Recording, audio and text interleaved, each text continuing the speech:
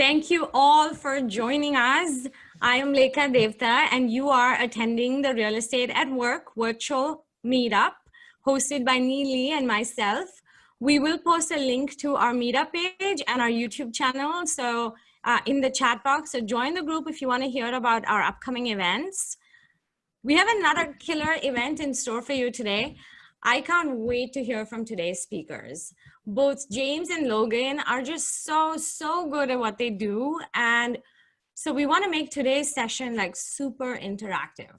Ask lots of questions in the chat box. We'll try to get to all of them. So like I said, it's a busy session. We'll first have our two speakers present, then we'll follow it up with Q&A, and then we'll network in breakout rooms. So network, interact, there's some pretty amazing people at this session. And I'm also gonna do like a quick poll because we do like to get to know who our audience is. So we'll do that after James is done presenting. Okay, let's get this kicked off here. Our first speaker is James Dainard. James has achieved massive success through sheer hard work, plain and simple. He has worked so hard over the last 10 years. To further introduce him, I invited one of my favorite people. James, this is a surprise for you, but Tarl Yarber is going to introduce you. Oh, look at that. Look at that. Tarl is host of the popular meetup Fixated on Real Estate and the creator of the PNW Big Badass Expo. He's going to start by telling us about this year's one-of-a-kind event. It's the coolest event you'll attend virtually. Tarl, welcome to Real Estate at Work. Yay! Thanks for having me. So surprise, I'm here just for a minute because I found out Jimmy was speaking, so I'm like, oh, Jimmy's speaking, I get to introduce him, so that's really, really important. But anyways, but that said, I'll first talk about the event really quick. It's the Virtual Wealth Expo happening September 18th, 19th. It's actually the virtual Big Badass Real Estate Wealth Expo. That's the key thing. It's normally an in-person event. And I mean, I don't know why we can't do in-person events right now. I mean, I think there's something like happening in the economy or something like that, or I'm not sure. But you talk about having to make the most out of it. We had the option to either like cancel the whole freaking thing, which is normally 1,000-person plus live event, or do we say, screw that, let's make the most out of it. And we decided to make the most out of it because we were not going to do this event at all if we couldn't figure out how to let the networking happen. So kind of what Lekha is doing here with allowing you guys to do breakout rooms later, network with each other, not putting that down, but times that by like 100 times cooler at our event, mainly because you can control your own networking, do your own stuff through the software we've purchased, and you can set up your own virtual meetups. You can set, like, actually Lekha's going to host a meetup during the event as well, and you can network throughout the entire event with literally thousands of people and control it, right? That's the fun part. It's not just a chat room where you just go, type in. You can set up virtual meetups like this, like you're doing right now, on your own, and you don't have to be an admin person. You can do that yourself. So super fun stuff with that. Network with people nationwide, including people from Kansas City, like Logan's from, right? And so Nathan Brooks is going to be there, that kind of stuff. He's actually going to be in person. So this is some of the speakers. Most of the bigger pockets superstars are going to be there. We're also going to have Robert Kiyosaki as a keynote, which is going to be pretty cool. And if you ever want to geek out on what the hell it takes to run a virtual conference, I actually think it's harder than running an in-person conference because we need like literally 28 laptops to run this event, like this program. Like, it's crazy. It's like a TV production. I never thought this was going to be that way. But a big portion of our proceeds go to charity as well, to the Travis Mills Foundation. Buy your tickets now because ticket prices go up tomorrow. So tomorrow's the last day to buy tickets before prices go up. You get a discount code. But also, Lekha's going to be there too. Right? Yes. I didn't make these slides. But Lekha's going to be there. She's going to be one of the session speakers. Also, she's going to host meetups, networking. It's going to be fun stuff. James Dainard's going to be there as well. We're all going to be in person. And then use discount code Lekha10 for 10% off. That's good to go. And also, if you are a BP Pro member, you can get 50% off, but you have to hit up BP for that discount already. But if you aren't BP Pro member, you get 10% off with Lekha. Tomorrow, ticket prices go up. You can get them now. All the sessions are recorded, so if you miss them, it's all good. And the networking portion of the event stays open even after the event. So even if you can't make the days of, you can still network with people and run all that. So that's what I got. Now let's introduce Jimmy, Mr. Dainard. So I have no idea what he's going to talk about, but I'm sure it's going to be awesome. In reality, I met James years ago when I started investing in the Seattle market, and he runs a company called Heat and Dainard. Those guys have done hundreds of millions of dollars in properties over the years, and I've bought probably 30 plus properties from James, somewhere around that over the years in some capacity. To give him a credibility notch on another level is, one, he's a really good friend of mine, but two, like, I don't feel good buying any property unless James says it's okay to buy it. Like, I just want to throw that out there. And I'm actually serious when I kind of say that. Like, if I'm just not sure if I should buy something, then I say, hey, Jimmy, can you look at this thing? And if he says yes, I buy it. Like, it's actually, I don't even need to question it at that point. Hopefully he never abuses that power.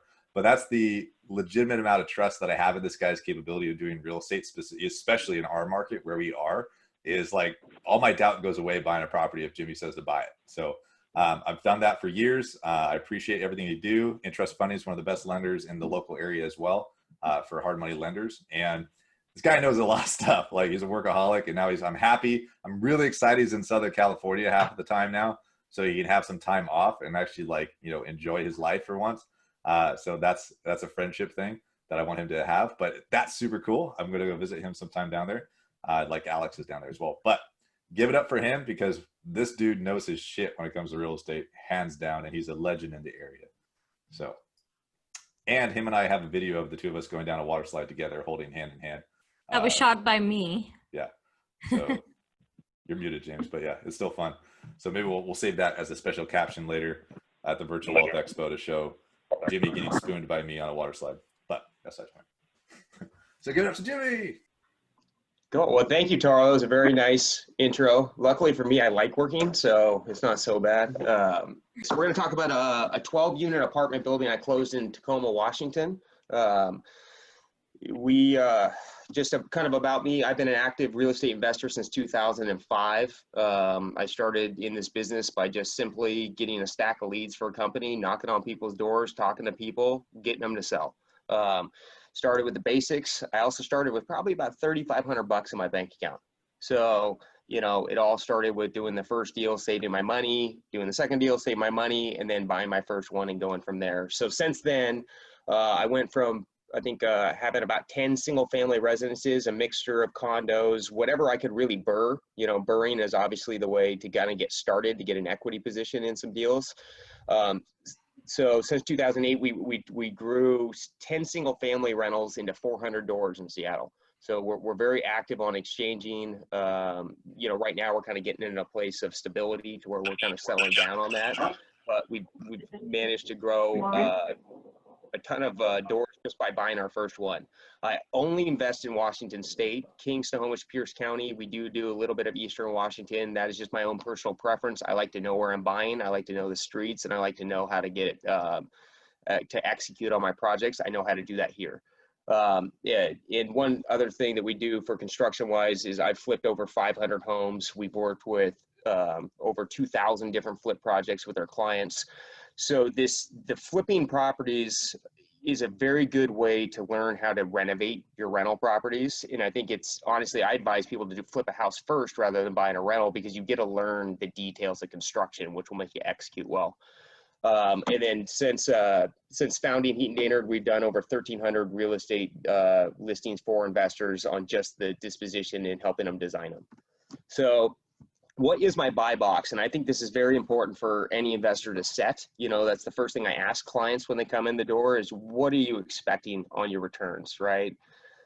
The first thing I always do is, if I'm sitting on any kind of capital, what do I expect my return to be, right? So how I have it classified is in my A markets, which are going to be the East Side, Bellevue, core areas, infill in Seattle, Queen Anne, Magnolia, just the prime high appreciating areas that are the closest to path of progress, the closest to the big businesses. Typically I shoot for 6 to 8% cash on cash return in those markets, depending on the location and what the building is. In a B market, which will be more like South King County, Tacoma starting to raise to an A market for me, just because I think the demand's there. But I classify that as a B. I'm shooting for an 8 to 10% return. So the further away I'm away from the Seattle metro area, the higher return I'm expecting. If I'm buying something in Quincy, Washington, which we did a deal with a client on, we're shooting for 12% or above. because the reason being is I know I'm going to get higher appreciation typically in my better markets. So I factor the appreciation into what my expected returns are. Other impact factors that I pick when I'm looking at purchasing and keeping and holding on to these things is there a development upside and zoning upside in the building? That's been massive for us on being able to carve up our rental properties, sell them off for bigger numbers, and then 1031 exchange them into bigger apartment complexes. So I'll take a lower return for development and zoning upside. Path of progress, which big businesses are going where, right? A good example is in Bellevue, Washington. We have a lot of businesses going from Seattle to Bellevue right now. The returns are not that good in Bellevue, but I am factoring that into my performance right now. What is the upside on a 10-year basis? And then what's the future value add? Can I add more units to the building down the road? I might not want to do that in the first segment, in the first stabilization, like add maybe some units to the basement. But if I have that space to expand out later down the road, I will actually take a less return as well on that. And then other items that dictate the returns I'm expecting. What kind of structure am I getting? Am I getting any owner financing? Is it a low cash down deal to get my return up? Can I close on permits to delay my hold negative times? And then owner carryback. So all these things can kind of factor into what my returns are that I'm looking for. And the reason I want to touch on that, I just think it's fundamentally important that if you're looking at buying and holding a property, you need to know why you're buying that property. That's how you build out a big portfolio, is to build, to make sure that all the pieces kind of mesh together. So we're going to jump right into the Tacoma 12 that I ended up closing. So why did I buy in Tacoma? So 75% of my doors are in infill Seattle, all core neighborhoods in Seattle. I'd say 20% or 15% are in South King County, and the other 10% are Pierce. So Pierce County, I'm a little bit more selective to purchase in. But what I've seen is the reason I started kind of shifting towards Pierce County a little bit is I need to diversify my portfolio. Right now, if all of my units are in Seattle, I need to sell off some and kind of expand out, because if we're going into any sort of recession, what I want to do is kind of hedge against things and make sure, if one market's, maybe like the high-end rental market takes a hit, but the affordability product stays steady. What it does is allows me to balance out my whole portfolio across the board. So the reason I picked Tacoma, there's only certain pockets of Tacoma I really like. This is one that is on my top buy list. It's in the Hilltop neighborhood or North Tacoma. Reason I like it, it's in path of progress. There's jobs coming to Tacoma. Amazon's talking about expanding down there. Tacoma ports. I think the Seattle ports in the future are going to end up dying out. They're eventually going to shift more towards Tacoma porting. And so I just think that that's going to bring another realm of blue collar workers down there. The light rail station is right off of our, it's within walking distance of the building that we purchased. So it allows people to work and commute to Seattle without having to deal with the hour traffic, right? You can get there a lot quicker. So again, path of progress, it's got the train right in there. And then the demographic movement. I have seen a ton of people that have just got priced out of Seattle. They got kind of sick of some of the politics in Seattle, and now they are moving to Tacoma. And we have definitely seen that over the last 12 months of a big migrant wave of just kind of Seattle people moving down that way. Tacoma is also one of the hottest cities in the nation, right? And the important thing to do, and this is pretty recent, is to identify that as the trend is starting, right? Because if you're buying it at the peak, you've missed the boat. And at that point, go find another neighborhood. So luckily for me, I kind of bought this one right as the market was starting to rip up because I saw the potential there. So it's an upcoming city with endless potential. 7% rent increases in the last 6 months, 7%. That's a huge jump, okay? And that's not even factoring the specific neighborhood that I bought in. And then it has a 6% growth in the last 6 months on median home sale prices, right? So the market is moving upward and the trends are showing that it's very stable. The other reason I bought this property is there's a mass amount of neighborhood turnover, right? I knew what was going on in my surrounding neighborhoods. When I purchased this property, there was 12 houses that were dilapidated all around me. I knew exactly who was buying those, what they were doing to them. They were flipping them and they were making them nicer. And so I knew my surrounding neighborhood was going to be night and day better by the time I finished my project. So that was another factor.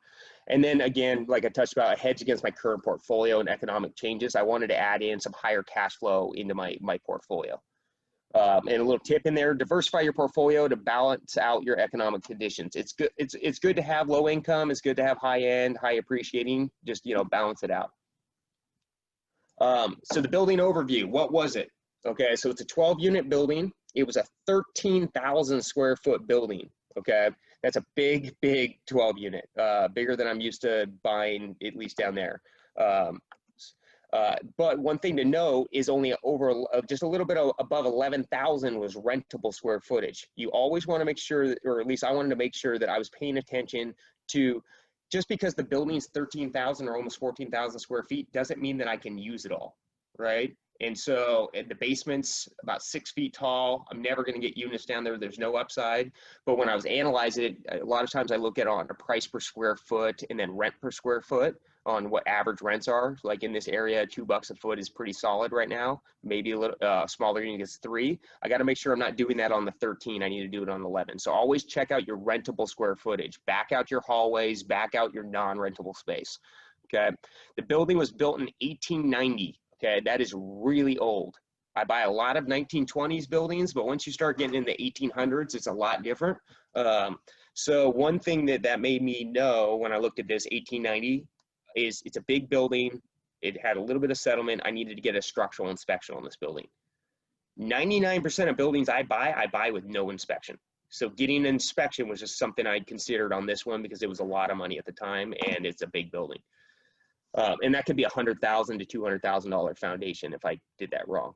The lot size was 13,000 square feet. So it's a big building on a big lot. That also means I have plenty of parking. I have parking for every tenant in the backyard if I want to, or I can buy 10 feet off the neighbor and I can get another building lot out of it, which I'm in the process of trying to do.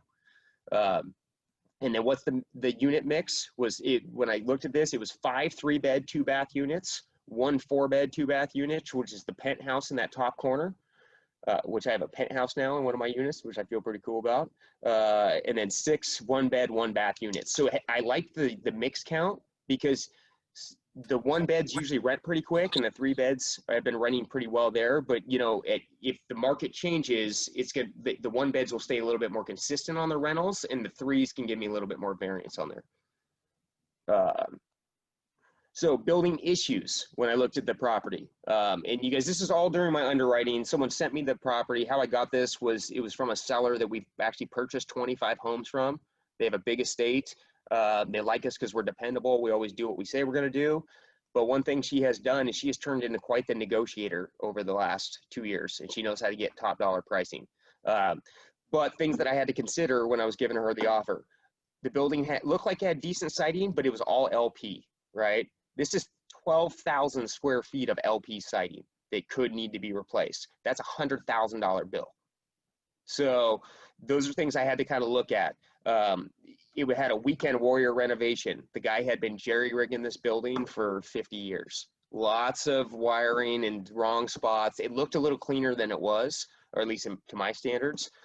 So those are things I had to look at. What's my renovation cost going to be? What is it really going to cost me to turn these units? The current tenants in there are extremely rough. I've had 3 drive-by shootings at this building since owning it, which is okay as long as you can get it stabilized, right? But they were currently paying 50% under market, okay? They also had 0 leases when I was looking at the building, which is a problem for financing. So those are things I had to consider. It had some structural issues with the foundation. We'll look at a couple photos, nothing too crazy that we can't tackle. And after looking at all these items with the cosmetic upgrade, we actually came up with a budget of $33,000 per door. Thankfully, we are actually right at that number, if not a little bit under right now. We're at. So we wanted to budget it out, and then it had really tough neighbors around the building. But again, we knew that when I kind of researched the neighbors, I knew they were getting turned, so I wasn't quite as concerned. So these were all things I needed to make sure I verified and priced out and checked before I actually committed to buying this building, right? Because some of these issues could cost me $100,000 to $200,000 more than I was expecting, which would evaporate my return. And so making sure I kind of checked all these things out. So here's some before photos of it. It doesn't look terrible right there. But as you can see, LP siding, there was the back, had a nice big backyard. The units all varied. Some were halfway down to studs, or two of them were. Some were packed full of garbage, as you can see on the right. That is currently occupied. So that's the tenants we got working right now in there, or somewhat working. Some had mold, some had, you know, building materials, and then you see the very right, that was like the cleaner units, right? And they're not terrible, but, you know, we were factoring to replace all these things. So the things that we were doing was a full cosmetic update. We're going to hit all the bedrooms, bathrooms, doors, millwork. We're going to add washer dryers to all units too, to increase the rent capability. And then we also were going to hit some of the structural issues and the siding issues. So we had to make sure we budgeted all for that. So in the basement, as you can see, there's a post here. This is why I got the inspection. We had a lot of bricks keeping this building up. So luckily the foundation walls all the way around are solid. That makes me feel better. And I have to replace about 40 structural posts in there, which cost me about $1,000 each. So there's about 40 grand in just post work going in there as well. You can see it's just kind of, you know, this signs of rot. And, you know, I'm cool with buying any condition, but when it comes to structural, you always want to make sure that you either get a bid, get an engineering out there. Just make sure that you're appropriately checking those items. Because again, if you're over on that, it can really mess up your deal. Okay, so we looked at the building. I felt like the renovation was pretty doable for us. We came up with our kind of budget sheet, and then what we do is, what's the comparable analysis for this building? How do we know this is a good deal or not? Because the seller was asking top dollar, and we'll get into that in a little bit. Actually, this is what she wanted. She had 6 offers. 1.75 was going to get the deal done. And I'm looking at this building, and I'm going, why would anybody want to pay 1.75 for this? It's, you got, you got bad tenants. I'll try not to curse. You got bad tenants. You got bad neighbors. It's jerry-rigged. No one's going to want to buy this. The financing is going to be tough because you have bad income. You got to get it out. You're going to have to use hard money to close this deal up. But then I looked at the math. Like on a surface at 1.75, I was a hard no. And then once I started digging into the numbers, I go, okay, well, maybe this does make sense, right? Just because my historical brain goes, that's way too much for Tacoma, doesn't mean that that's the right answer, right?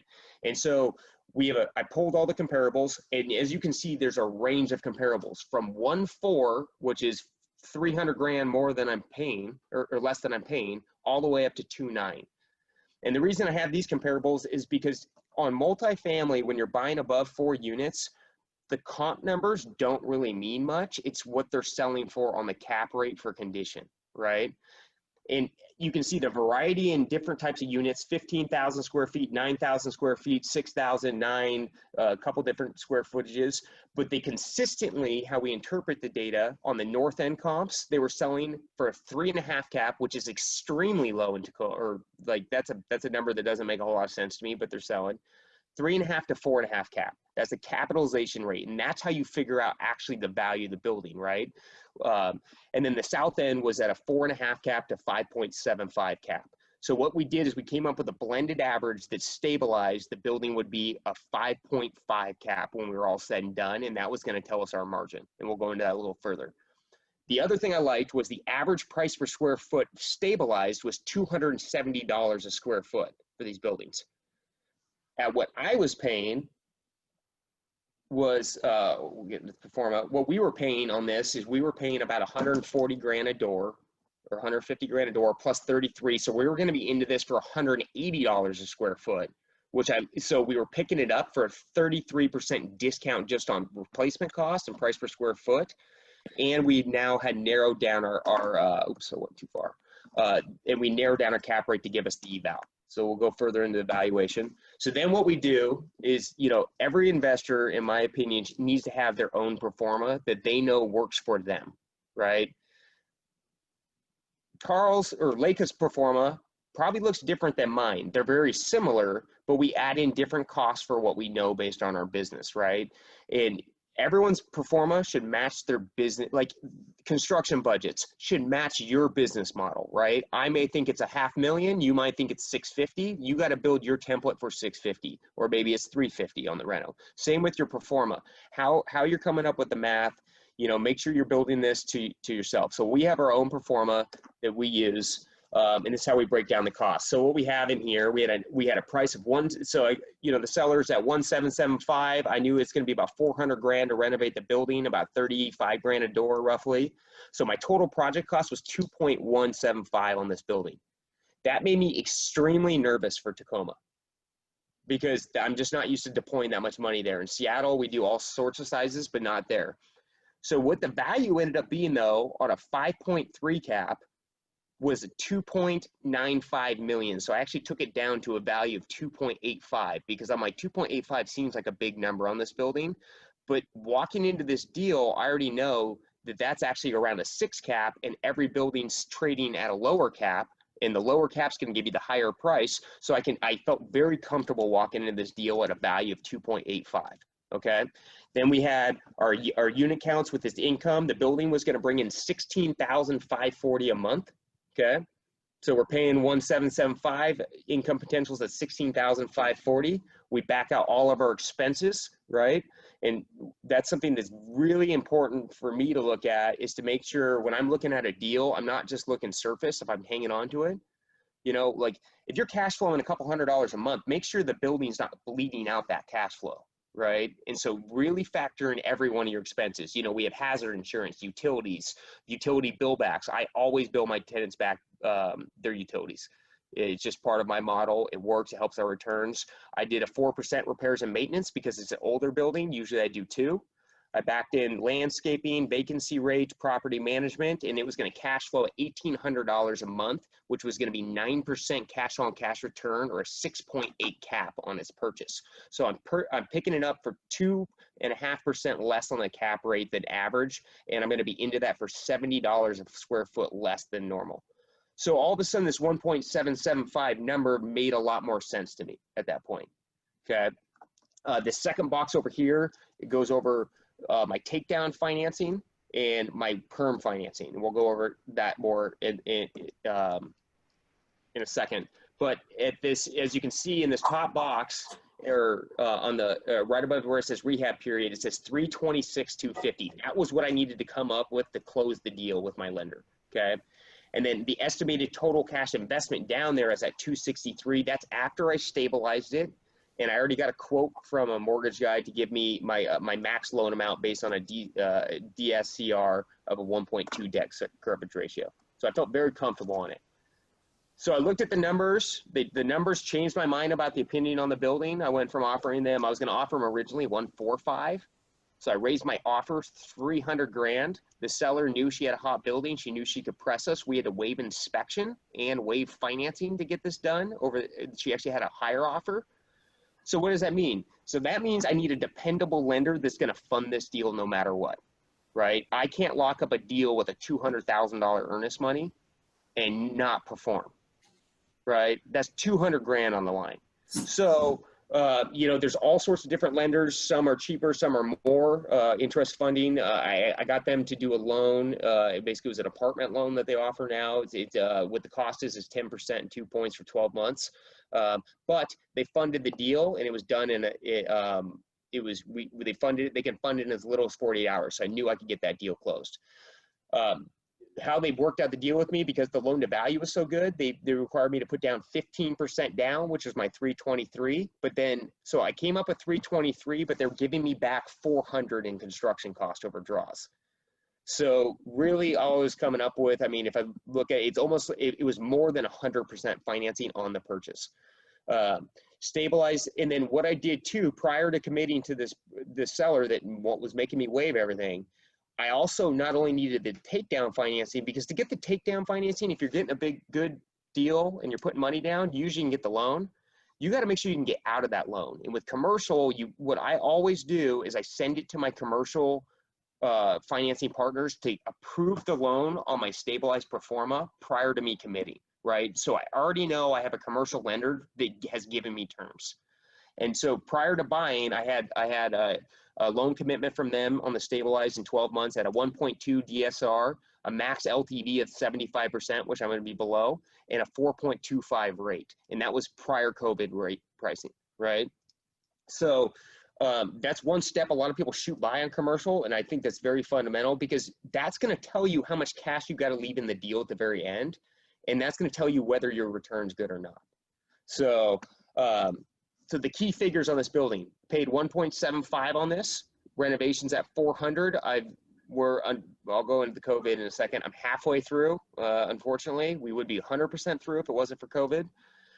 The stabilized value at a 5.2 cap, which is below what the actual comps are going for, was a value of 2.875 mil. So there's a very good equity spread in this. Price per door was at 137 grand a door. Stabilized, we're at 185 a door with all renovation in there. Again, that puts us about 35% below.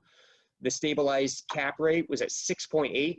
Happy with that. Stabilized cash return was a 9.5 after stabilized. My initial investment actually was 526, and the reason it's at 526, not the 328, because the 328 doesn't cover all my interest expense, my holding expense, my repairs and maintenance, where I got not desirable tenants in. So by the time I go to refinance, I'll be out of pocket 526. I had to make sure I budgeted for that. And then after I refinance the building, which I'm hoping is in about 3 months, I'll get back about another 300,000. So I'm going to have about, honestly, I think I'm going to get most of my money back on this deal. But worst case scenario, I'll be getting 265 or leaving 265 in the deal. But I know everyone wants to leave no money in the deals, but if you're making above 10% on your property and you're buying a bigger building, and you can do some other things, like how you depreciate your building. You can rapidly depreciate it and get some tax benefit there. You can cost segregate and get some tax benefit there. It's okay to leave some cash in these deals, right? Because it's a great return. And the duration was going to be 12 months. So, and I'm going to kind of wrap up with this. So what's happened in this project? We actually bought it February. There was 10 tenants of the 12 in. We got 5 of them out. And then what's happened is, since COVID, we've been stuck with 5 tenants that, 3 of the 5 are not paying right now, nor do they plan on paying. And so that's stuff that I just have to deal with as an investor, right? As being an investor, I have to deal with any kind of market change, and I need to adapt my plan to that, right? My plan's going to shift if the market shifts. So what the impacts has had, I've had a construction slowdown and made me turn my units slower. I probably could have re-rented these 3 months earlier if it wasn't for COVID. Evictions and rent raises have been frozen. So that's been a problem for my performance on my stabilized financing. There's limited commercial financing out there right now. They're very conservative right now. So make sure you really work with your commercial lenders prior to buying these. I have some very unreasonable tenants that I'm trying to get out in a very nice way. I even offered them $4,000 each to move, which is a lot of money. And they all told me no, they'd rather just live there for free for another 6 months. But if you're an investor, you got to deal with this stuff, right? It's just part of life. And then, so solutions that we've been doing to work around these problems is I've extended my hard money loan. I got them to extend for another 5 months because I know I got to get my stabilized values up a little bit longer. I've been trying to buy out the tenants. We're still working on it. And then one thing that you can do with COVID, right? You can't remove people if they're not paying you, but if they are breaking the rules and regulations, which some of my tenants like to sell things they're not supposed to be selling, what we did is we actually posted notice on everyone's door that we are now videotape live, and if we see any criminal activity, we're going to review the lease and report it to the authorities. And now 2 of the tenants are talking about moving out. So we didn't have to push on them to move. We just put our rules up in everyone's face, and now they don't want to adhere to the rules, and so they can move that way. The other thing is, if we do have them on tape doing something that's not allowed in the lease, you can remove a tenant for that during COVID. So, we also need them to behave well because we also need to lease another 5 units. The pros: rents are up though, 20% on this building for me. We originally had performed our 3 bedrooms at $1,895. There's 4 new rent comps at $2,300. Our 1 bedrooms, we had $1,095. Now they're at $1,350. So the good news is my rents are way up once it's stabilized. That's why I think I'm going to get all of my cash back to me. and our income is going to be up 20%. And then the other thing is now I have financing lined up once stabilized at 2.95%, not 4.25. So I'm going to have my short term is going to be a little painful, but the exit is going to feel really good. So I just got to kind of work through it. So I might be getting less money over the 12 months, but over the next 4 years, I'll be doing a lot better. So it will work out. And one tip, you guys, if you're working with problem tenants during COVID, just listen to them, treat them like people. Don't listen to their needs. Don't focus just on, you got to pay me rent. If you have a person-to-person conversation, it's been helping us a lot with our units. Right now, we have 400 doors and we only have 5% not paying us. You know, everyone's working it out with us. So just be nice, be kind, be a human being, and it will help a lot. So that is the wrap up on the building. And there's my contact information, and I'll pass it back to Leica. Thank you, James. That was amazing, as always.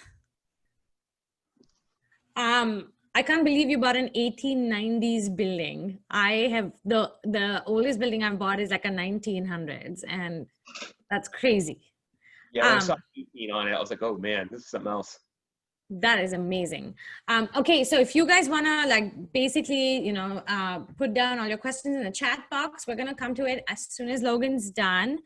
But Logan, I have the pleasure of introducing. I am so excited. Like he mentioned in the beginning, he is the newest contributor of the Bigger Pockets blog as of today, right, Logan? I think my first blog went live yesterday, so hoping to do. Amazing. Yeah, thank you so much. Good job. I can't wait to read.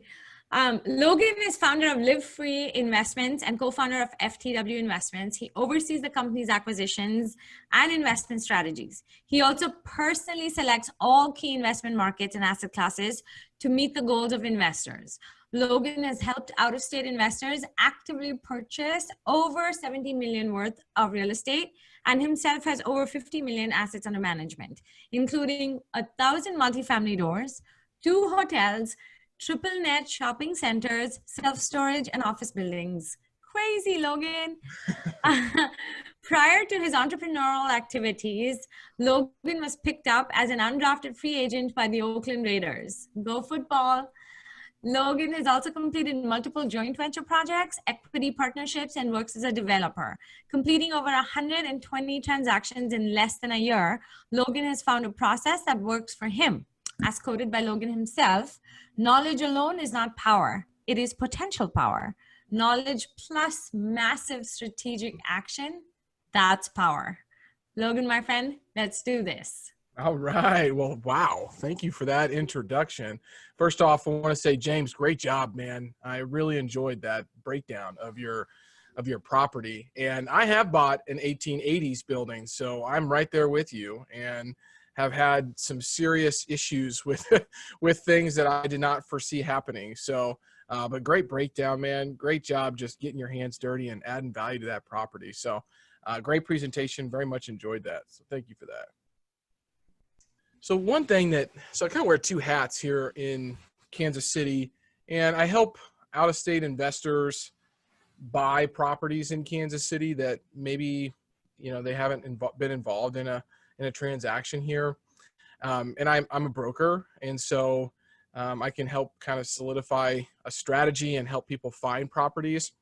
And then, like I talked about, kind of the acquisitions that we do here as well. But one question I get asked all of the time, and I'm glad to see some people that I know on this call. Daniel, we were chatting earlier. Hutch, good to see you, man.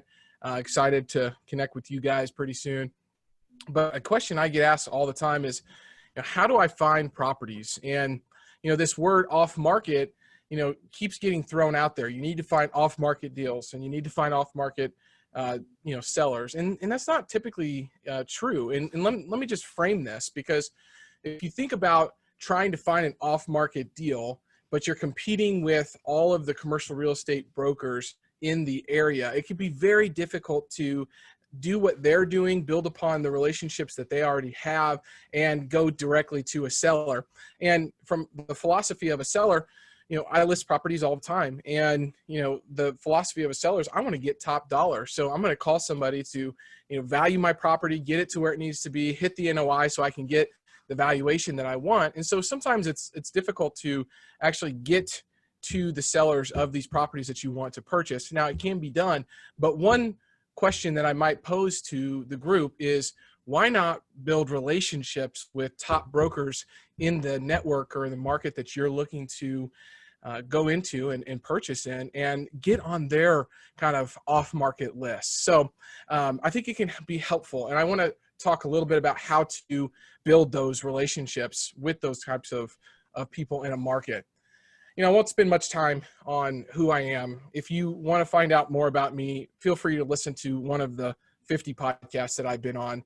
We don't really have time to go into that. So I'm actually going to not really talk about the story, because I just want to bring as much value as I possibly can to you guys. And so I will talk about my start into real estate. It all started about 7 years ago when I was cut from the NFL. I started purchasing real estate in Kansas City because one of these books up here is the Little Purple Book, or, Rich Dad, Poor Dad. And I started, I got the bug. And so I started to buy real estate, with some money that I had saved, because as an undrafted free agent, just trying to make a team, you don't really make much money. And so I had to try to, kind of, scrape my pennies together, just like James did, to go find his first property. And so I started to buy properties, live in them, flip them, and put the money in my pocket. And I got busy with life, took a couple of different jobs during that period of time, got married.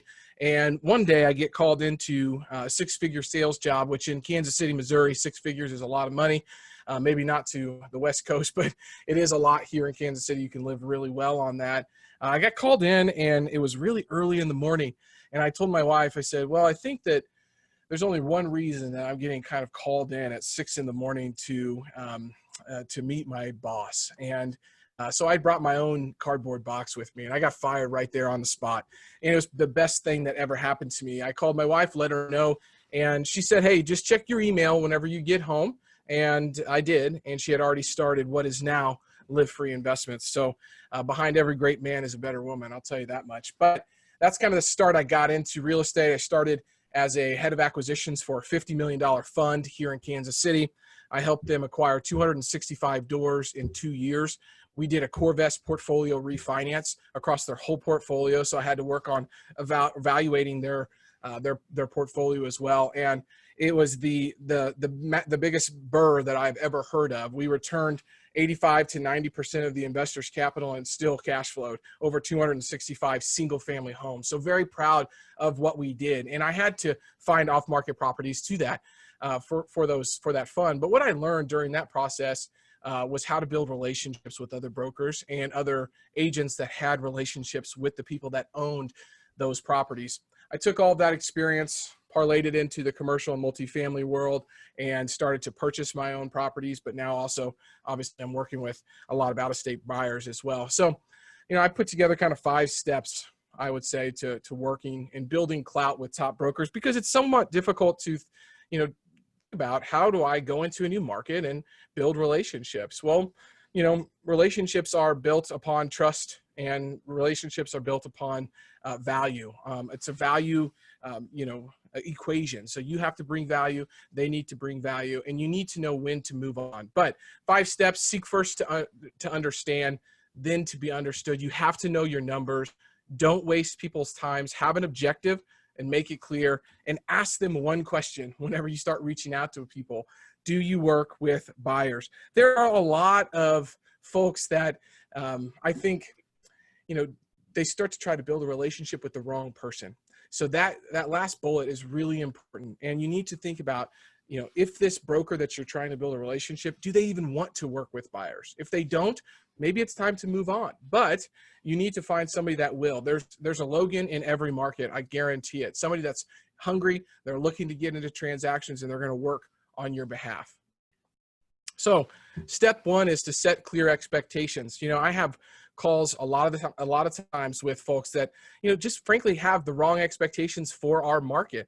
And this is the easiest filtering system that I have for folks is, if you're trying to come into Kansas City and find a 1970s plus building, 100 plus units at above a 7% cap rate, one, I know that you don't know what the market is providing, and two, that's unrealistic. So, I need to understand what your criteria are, and trying to set those clear expectations is really important. Just as much as I think the broker is trying to qualify you, they're looking to qualify your expectations, and you need to be qualifying them. And so another question I always ask, or people get asked a lot, is what do you need to do your due diligence? What's your timeline, and how fast are you going to communicate? When you're starting to build relationships with somebody, and this is not just with brokers, this is just with anybody's, but it's really important to understand, how you're going to communicate. And this is the easiest or the hardest way to build a relationship with somebody. If you are on a list, of brokers, or you're trying to get a broker's attention and they send you an email and it takes you 4 to 5 days to get back to them, that's not going to really showcase that you're interested in the property, interested in the market. And so you need to think about how fast you're going to communicate with them, and how fast are they communicating with you back. Just make sure that you're understanding that, if you're taking more time than they are to respond to you, that's just a mental note that they're going to be putting into their heads. Step 2, the question that everybody gets asked is, what is your track record? And 2 ways to kind of approach this. I always say be honest and authentic up front. If you're new and you're getting involved into a market, I would not try to showcase that you are not new. And so you need to be authentic. You need to be honest up front. And so, if you have projects that you've closed, showcase those. A lot of folks say, well, I've done single family homes, but that doesn't really show any clout to, multifamily brokers. I would say that that's incorrect. What that shows is that you've taken a lot of action to building a portfolio and getting transactions over the finish line, and now you're ready to take the next step. There's a prime example of this is a gentleman that works at Facebook came into Kansas City, and he had done single family homes up to that point. He printed out a track record document, shared it with me, met with me in person, and left. And 2 weeks later, we had a 14-unit apartment complex under contract for him. And so you can use that track record to say, now I'm moving this action that I've taken into the multifamily world. But some of the questions that you might get asked during this kind of stage is, do you have an idea of the financing plan?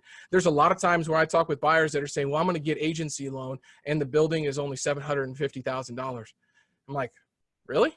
Last time I checked, I can't get a loan, from any agency that's, has a balance below $1 million. And so just make sure that you understand the different financing, that is available to you. And it's even better to have those relationships already built before you start talking with brokers. This is a great one. Are you a part of a mastermind group? One thing that's been wonderful for the multifamily world is that, the educational network has been so great. But I think with top brokers in the market, they have been somewhat maybe burned by a mastermind group, or somebody that needs to go put a property under contract and then needs to go find the equity. So the main question they're asking when they say, are you a part of a group or a mastermind group, is, do you have the equity that's needed to close a transaction?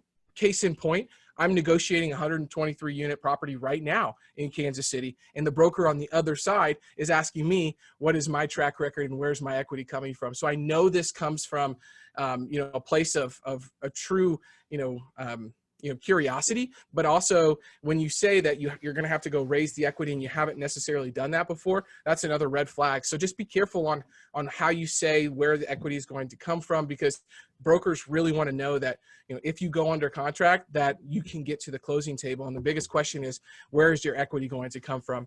Next thing is business plan and exit strategy.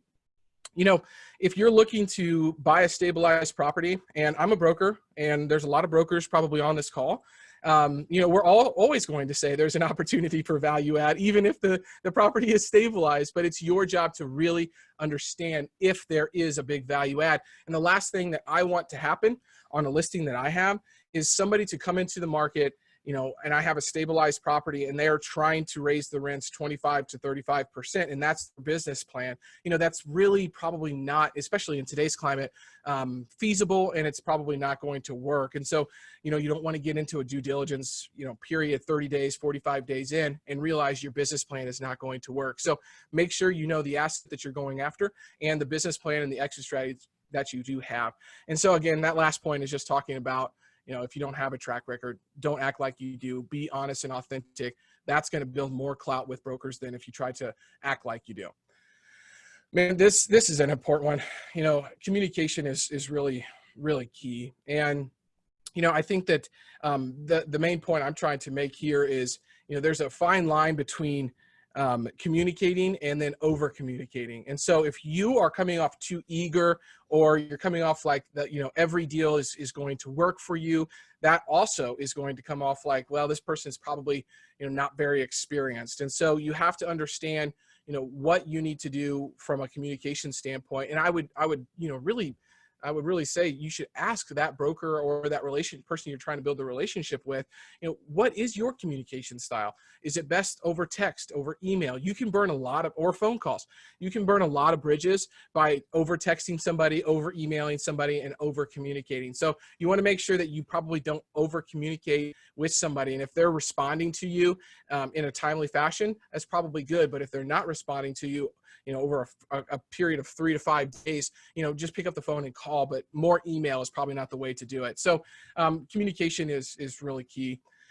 I think this is a great one. Be willing to pay up front. I have a typo there. I'm not meaning don't pat people up front. You don't want to pat people. That's not good, but you do want to pay people up front, and you don't have to pay in money. You can pay in the time. Mason Fiascone was on this call.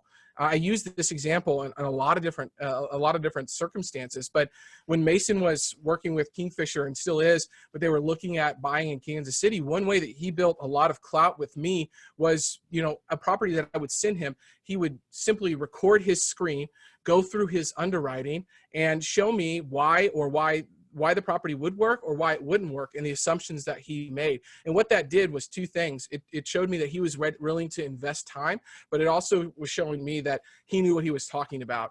So that's one way that you can spend money, or be willing to pay up front, but not with money. Travel, obviously, it's COVID, so travel is a little bit different right now, but 90% of the transactions that I have closed, I have met that person in person in Kansas City. We've toured the market, and we've looked at properties together.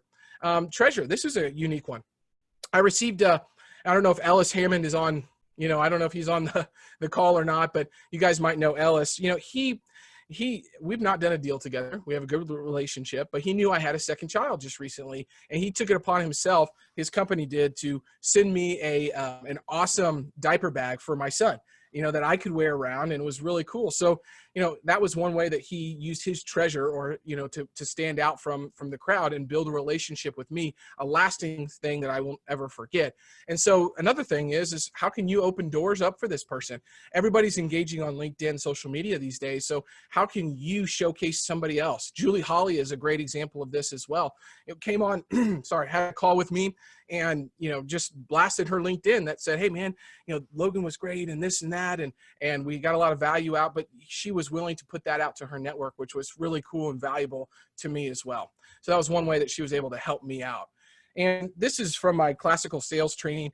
Don't run through yellow lights. If something feels off at the beginning or during the process, address that. Don't run past it. And Stephen Covey's always talking about don't run through yellow lights. So if something doesn't feel right, you need to bring that up and bring that to their attention and say, hey, look, I feel like maybe I'm over communicating, or, you're just sending me projects that, maybe are listed and have been listed for a long time. Is there another way that I can communicate with you? I'm really trying to figure out how to work with you best, but don't run past that, because your relationship probably won't go anywhere. And this is another one too. I love the fact that, some people are willing to get LOIs in early. And what I mean by that is a letter of intent is not binding. It allows you to show, your underwriting capacity and your willingness to get a project to the next step. And that's what a broker is looking for. This was great. I don't really have too much to say on this, but Robin Dreek wrote a great book called Sizing People Up. And this is one way, he has 6 signs for predicting a broker's behavior. Look for these signs while you're building relationships, and not just with brokers, but with people in general. Vesting. Do they believe that they're going to benefit from your success? Longevity. Are you in it for the long haul, or is it kind of just a transaction? Reliability. Can I rely on you to close the transaction that you put under contract? Do your actions meet or do you verbal, communication meet up with your actions? Same thing with language, and then stability. This is a big piece. Buying multifamily and commercial buildings is not easy. It creates a lot of stress for a lot of people. But what people are going to be looking for is, are you able to stay kind of consistent across that process, or are you up in peaks and down in valleys really, really quickly? That's a red flag, because once you go under contract with a property and you find out that something's wrong with it, are you going to just jump to close the transaction, or get out of a transaction, or are you going to be willing to try to negotiate something? So you need to stay consistent and stable across that whole process. And then this is just a beautiful picture of Kansas City, and my parting words for everybody is to go get some and to really put some action in. So I know I kind of sped through that, but I wanted to make sure that we had time for questions and breakout groups, Leica. So, I'm happy to talk any more that you would like on any of those points. You're on mute, I believe. Thank Here we you go. so much, Logan. That was so much good information. And I cannot tell you guys how much this point is just so relevant in my own life, my own investing journey. When I first started, I took the time to make some deep relationships with wholesalers, one of them being James Dainard and his team. And I have not, like, my inbox is full of deals every day, even today, in COVID, whatever the situation is, my inbox is full of deals that are really solid deals because I made those relationships way back when. So Logan, thank you. That's huge. Absolutely. So let's just go through some questions here. Really quick, I heard someone say they are new to investing. So how do you evaluate your market? How do you evaluate the market? I can jump in. Logan, you can take it.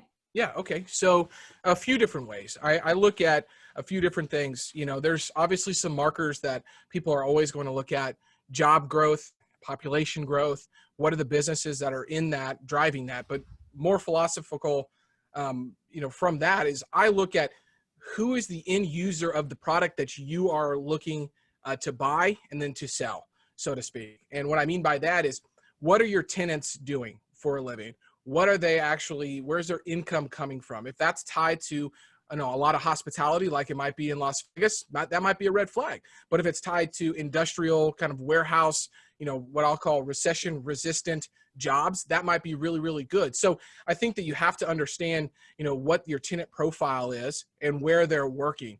One thing that we do is kind of a lease audit, and we put a poll out to all of the tenants when we're buying a large property to try to figure out, what is your occupation, and so just trying to get a feel for what that is looking like. But there's a lot of data that we use from Yardi, from CoStar, that is great from a high level, but really where we're getting most of our information is people on the ground, property managers, attorneys, people who are transacting in the marketplace. So I think that you can start with job growth, population growth, and then kind of dial into that. But Kansas City, just like I'm sure other markets is very, very neighborhood based. And one neighborhood in Kansas City is one that I would invest in, and one is not. And they can be really close, a half mile apart, quarter of a mile apart. So I think that you get that information, in my opinion, from a really good broker that's transacting in the area. If they can't talk to you about neighborhoods or the industry that's driving that growth, then that might be a red flag that you need to move on to another broker that's willing to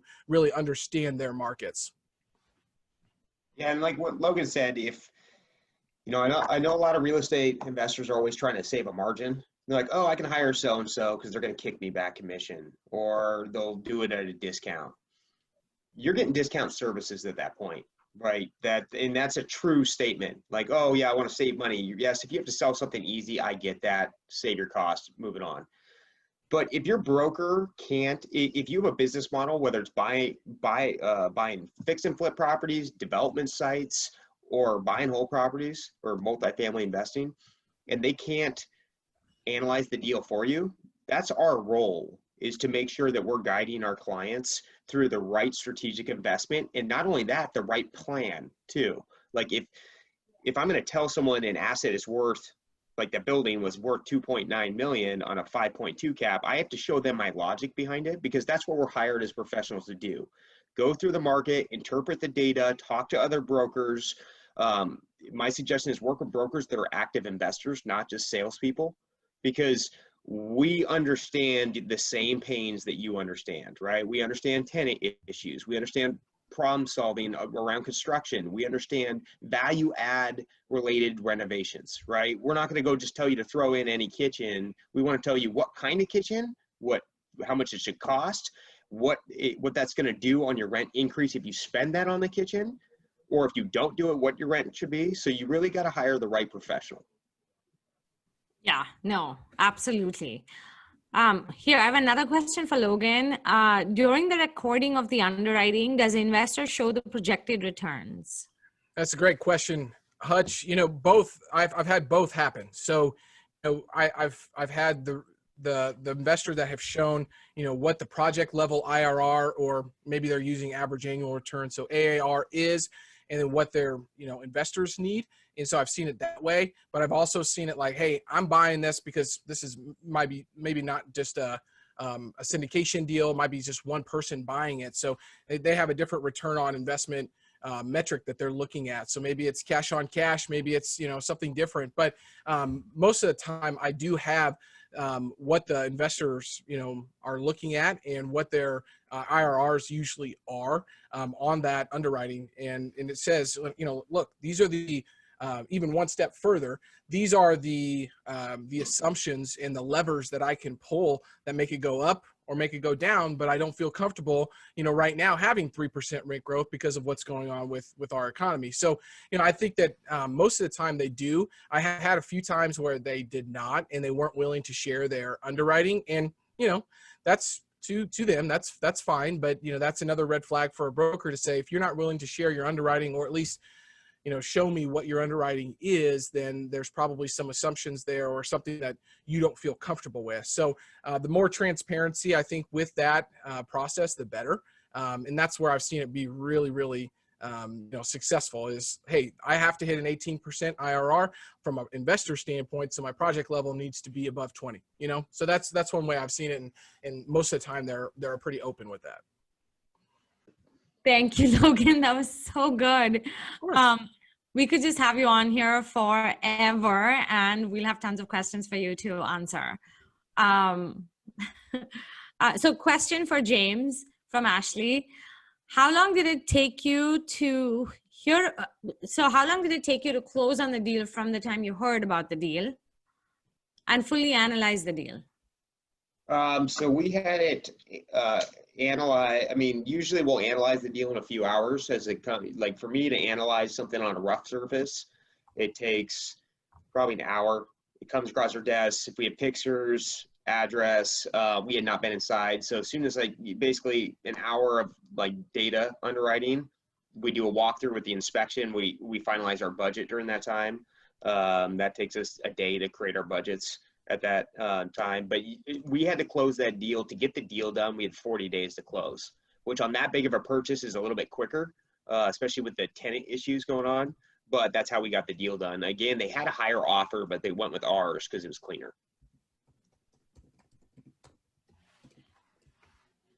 Awesome. Here's another question from Hope. In light of the instability in Seattle and job growth, but high pricing, low inventory, especially in multifamily housing in Bellevue, would you advise looking elsewhere like Tacoma? It always comes down to math, right? Like I will look in all three counties depending on the math. It depends on what you're looking for.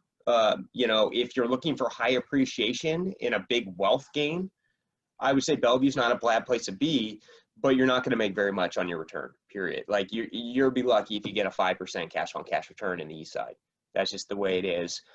If you know, so my clients that purchase in Bellevue are usually pretty heavily funded. You know, they have a couple $1 million to play with, and they want to put it in an area they know, high appreciation, and they can kind of bank on that. If you're a newer investor, I do really think Pierce County's got great upside. I think Renton has extreme upside because path of progress as Bellevue blows up, Renton goes next. It's already getting there. But, and then with the turmoil in Seattle, it actually has caused a lot of opportunities. Like people that want to sell in Seattle with multifamily want to sell now. And so we've actually probably purchased more multifamily buildings in Seattle with all the turmoil in the last 3 months than we have in the last 6 months. So it's created a lot of opportunity for us in really good deals, actually. That's great. So Tanner has a question, and it's a very interesting question. I have seen some forums that say building a new house can cost around $200 a square foot in Western Washington. I see so many homes that sell for cheaper than $200 a square foot in the same area, and that includes land. Am I missing something? For quick math, what do you use for building cost per square foot?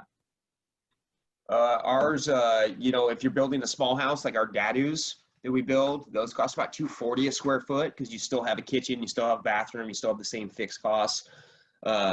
I know townhomes were about $220 a foot, and that's pretty market right now with all the bigger builders. And then for single families, we're right about 200.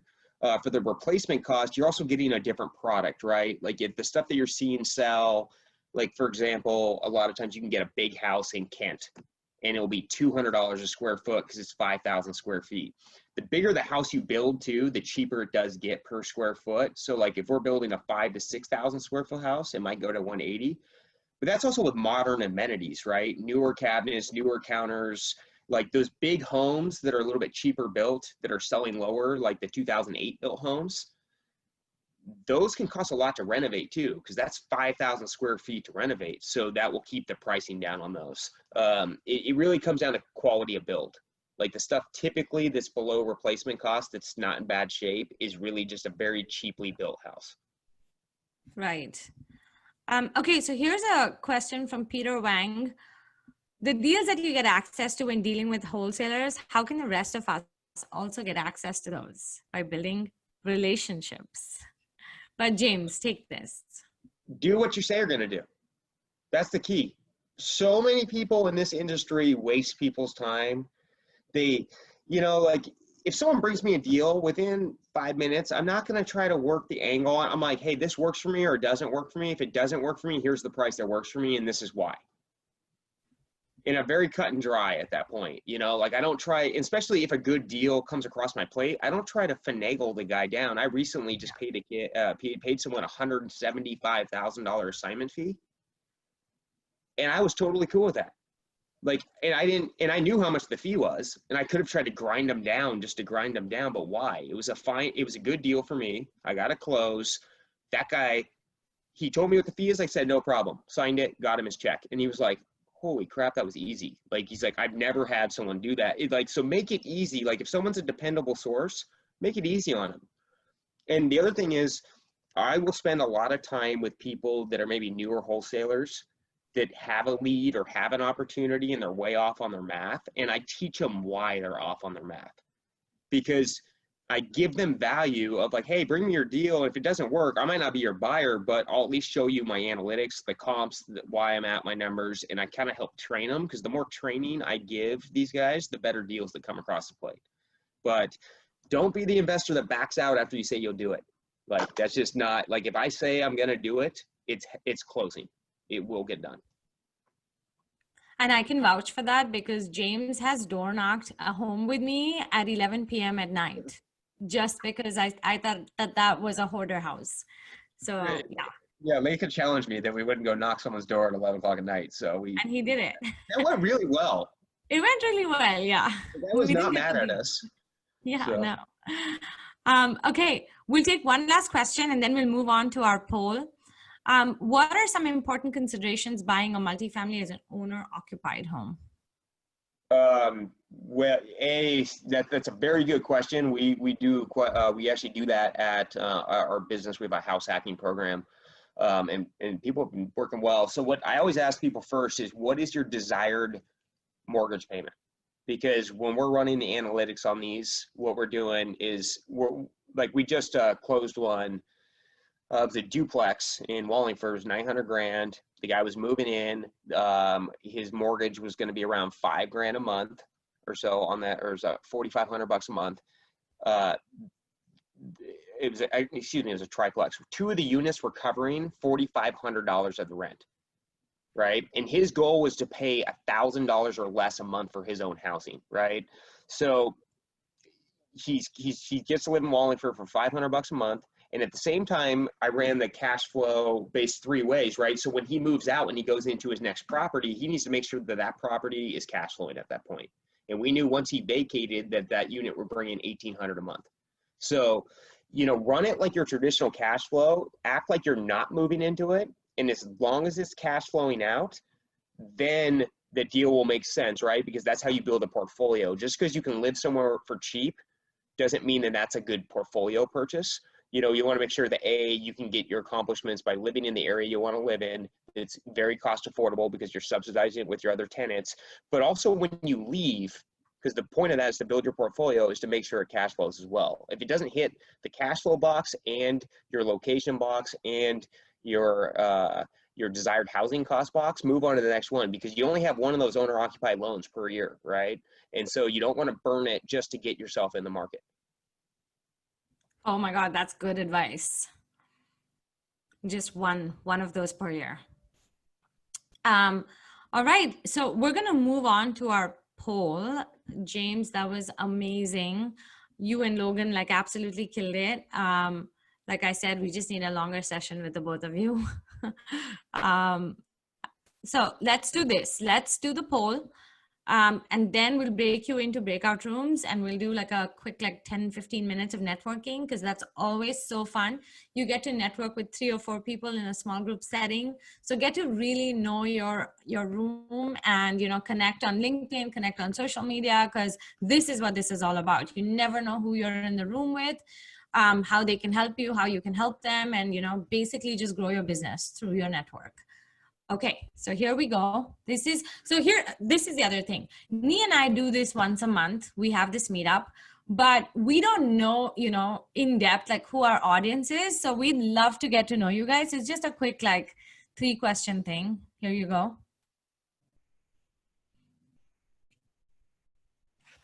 All right, I think we just need to do more multifamily investing, looks like. Some out-of-state investing. Best to reach you via email. Looks like most people are getting started, but we do have some old gangsters on the call.